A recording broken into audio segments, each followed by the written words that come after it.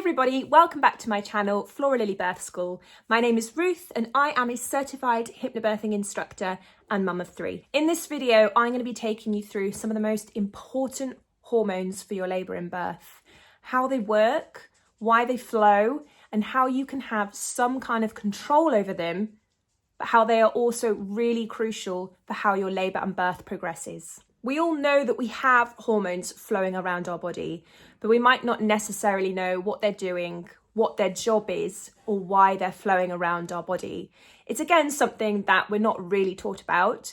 We might often say, I'm feeling really hormonal, but what does that actually mean? But before I dive in, if you're new to my channel, please do go ahead and subscribe and go check out my other content.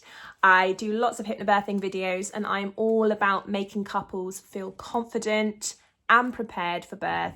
And most importantly, excited. But it's really important that couples have an in-depth knowledge about birth and the process. So if you've seen some of my other videos, you might already know that there are a lot of things that come into play with labour and birth and whether it progresses or not.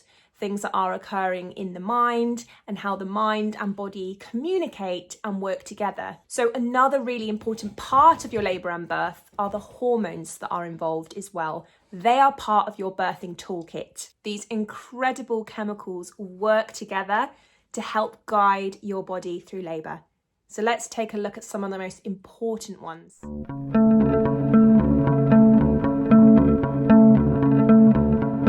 So first up, one of the most important hormones involved in your labour and birth is oxytocin. Oxytocin is also known as the love hormone. And this is because it's released when you are feeling loved, safe, when you're hugging someone, when you have physical contact. That hormone is released. And therefore, oxytocin is present when you're making your baby through lovemaking and sex and arousal, and then it's present at the birth of your baby. Oxytocin does so much for us during labour and birth, but one of its really important jobs is to drive your labour forward by encouraging your uterus to contract. So if you have lots of oxytocin flowing through your body, your uterus will continue to contract.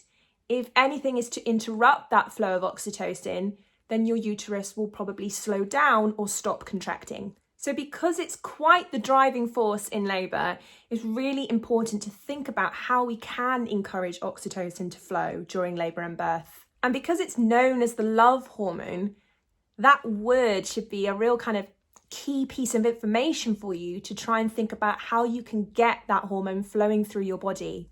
So if we want to drive our labour forward, if we want to encourage our uterus to contract, and we know that we need the love hormone to be flowing around our body, what can we actually do to encourage it to flow? So first of all, if we know it's about love, we know it's about touch and connection and relationships. It's about love, it's about feeling safe. So it's really important that you utilise your birthing partner. If that is your husband or your boyfriend or partner, then really use them to help you have that flow of oxytocin. It's the simple things, hand touching, hugs, massage, holding each other. Those kind of things will get your love hormone flowing. Knowing that as well can also help partners to feel a little bit less useless or on the side.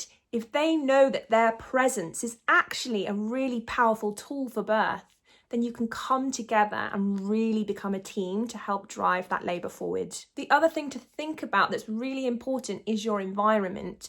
So when you do think about when you're having sex with your partner and oxytocin is flowing, you know, we don't just go out into a brightly lit room in public and do it. It's a very private thing. How do we like our environment when we're making love? Do we like it intimate? Do we like it cozy? Do we like it dark? Those same things will apply to your birth and how you encourage oxytocin again to flow in a similar way. So create a birthing environment where you feel safe, where you feel intimate.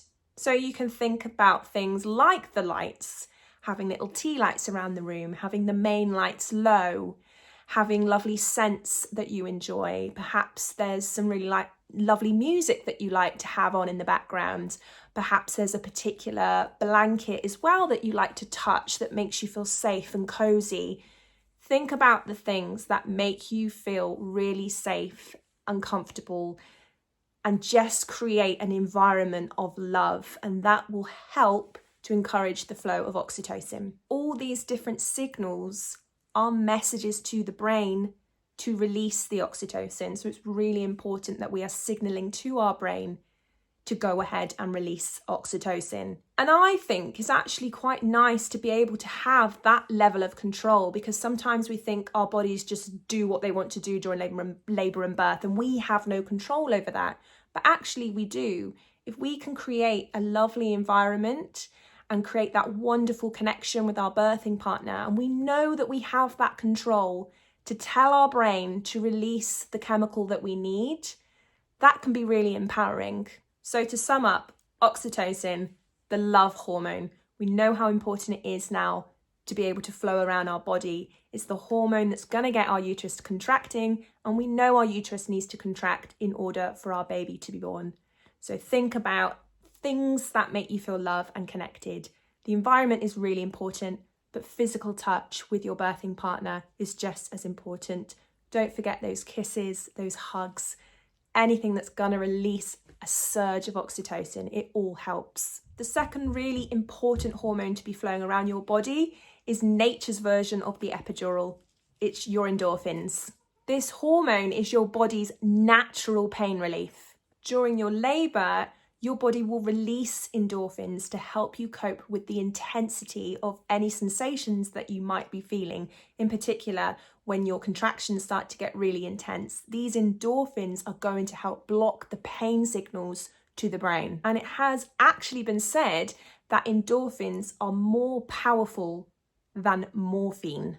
Endorphins are naturally produced by your body, and they bind to the same receptors that opioids would, such as morphine. So having that piece of information, knowing that it is just as effective as morphine, and perhaps you don't want to reach for that first, so knowing that you can encourage more endorphins to flow around your body, it's really helpful to know how to do that, and you might want to try that first before reaching for a more synthetic drug. So one amazing way that you can encourage the flow of endorphins is with light touch massage.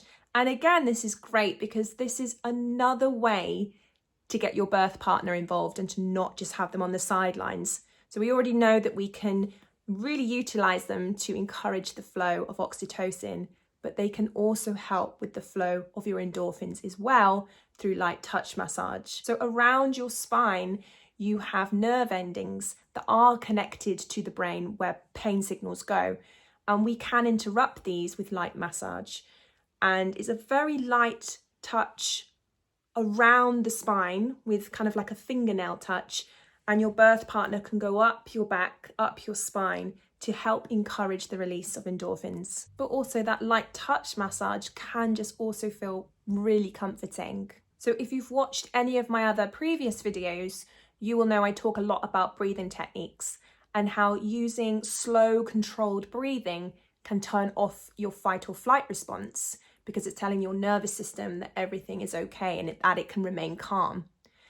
So not only does it turn off your fight or flight response, but breathing techniques also encourage the flow of your endorphins.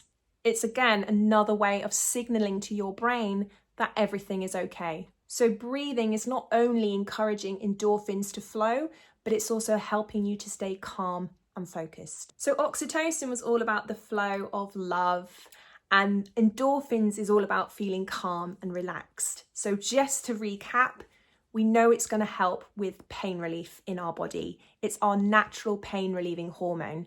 So how can we encourage it to flow? Feeling safe, feeling calm, feeling relaxed. Getting our partner involved, a bit of light touch massage, things that make you feel safe and comfortable, perhaps getting in the bath. Also, never underestimate the power of laughter, and also our breathing techniques are really important, keeping us calm, keeping us focused, and turning off that stress response. Mindset is also really important. And so the more safe and happy you feel during your labour, the more you're going to encourage your body to release the right hormones. So the final hormone that we need to talk about is adrenaline, your fight or flight hormone. So if you've watched my other videos, you might know that I often talk about adrenaline and how much we need to turn down this level of hormone flowing around your body. The reason is because it is your fight or flight hormone, it means that it flows around your body when you're fearful, when you're scared, and when you need to go into that survival mode. So once adrenaline is released, all your lovely oxygenated blood will be drawn away from your uterus. It will go to your arms and your legs so that you can fight, defend yourself, run away. It really is about survival, and you don't want to be in that state during your labour and birth. Once adrenaline is flowing as well, it interrupts the flow of oxytocin. So the more adrenaline you have flowing around the body, the less oxytocin you will have, which means your uterus will stop contracting, or it will slow down and it will stall your labour. However, it's important to let you know that adrenaline does suddenly play a very important role in your labour towards the end. So all through that early stage of labour, in the beginning, when we're trying to build up our contractions, it's really important to keep adrenaline turned down and have oxytocin flowing. But towards the end of your labour, when you're about to birth your baby, your body will have this sudden, overwhelming urge of adrenaline to give you that final burst of energy so that you can have the strength and energy to birth your baby at the end. So it does suddenly play a really important role towards the end, and that sudden surge of adrenaline can feel very overwhelming, and it's really important to notice when it's happening. Now, you might be a little bit familiar with this moment because if you've ever seen people giving birth on TV, for example, they suddenly start shouting, "I can't do this anymore."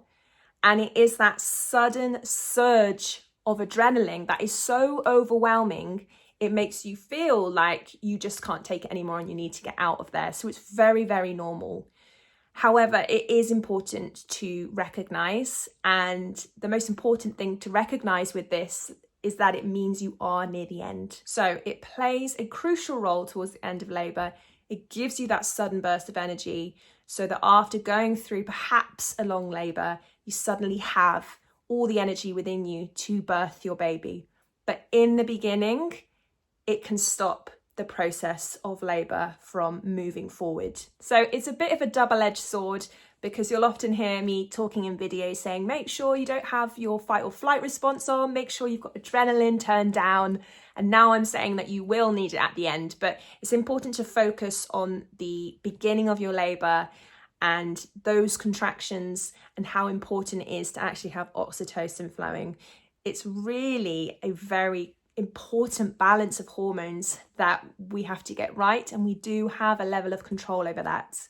Again, I've talked before about why adrenaline is released. If you perceive birth as a threat, as something scary, as something dangerous, that is your body responding to keep you safe. So it's important to do work during your pregnancy to ensure that you feel confident and that you are putting information into your subconscious mind that birth is very natural and very normal, so that your body can respond to labour in a calm way and not automatically go into that survival fight or flight response. So you really need to put in the work during your pregnancy to make sure that you have tons of knowledge around birth, that you're watching positive birth stories, that you're using positive affirmations, anything that you can do to really feel confident and signal to your brain and your body that this is a very normal and natural process and it isn't something to fear.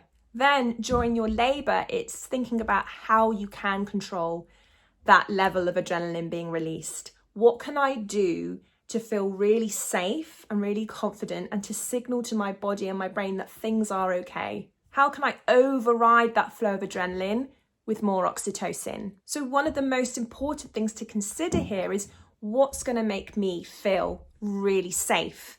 And again, it's thinking about the environment around you. How can I make my environment feel really safe and secure and intimate?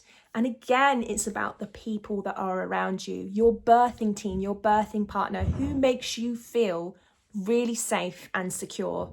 The breathing techniques, again, we know can turn down our fight or flight response, and it can get us back into that rest and digest mode. So hypnobirthing can really help because it will give you lots of tools and techniques that you can use to make you feel calm, to make you feel in control and focused, and to make you feel like you are really empowered. And then you can feel confident and you can turn off that fight or flight response, and you can be in control of the right hormones that are flowing around your body. So when these hormones are in balance, labour can progress. We've got oxytocin flowing to help drive our contractions. We've got endorphins, your natural pain relieving hormone, to help you with any intense contractions. And then you've got adrenaline, which you need right at the end to give you that last surge of energy to birth your baby. Remember that your birthing partner can play a key role in your labour and birth to help keep your hormones balanced. They can help with your birthing environment. They can help with touch. They can help with the flow of oxytocin. They can help you to maintain a safe and calm environment that will encourage the flow of all the right hormones. I hope this gives you a better understanding of the kind of hormonal dance that is taking place to help you progress and move forward in your labour and birth. And again, cannot happen without that mind and body connection. If you finished watching this and you have any questions, please do drop them in the comments and I will be happy to answer them. But hopefully you found this information really helpful, and it will start getting you to think about what preparation you can do or what you can plan with your birthing partner to ensure the right hormones are flowing during your labour and birth. Thank you so much for watching, and I will see you on my next video. Don't forget to subscribe so that you don't miss any of my future content, and I'll see you very soon. Take care. Bye-bye.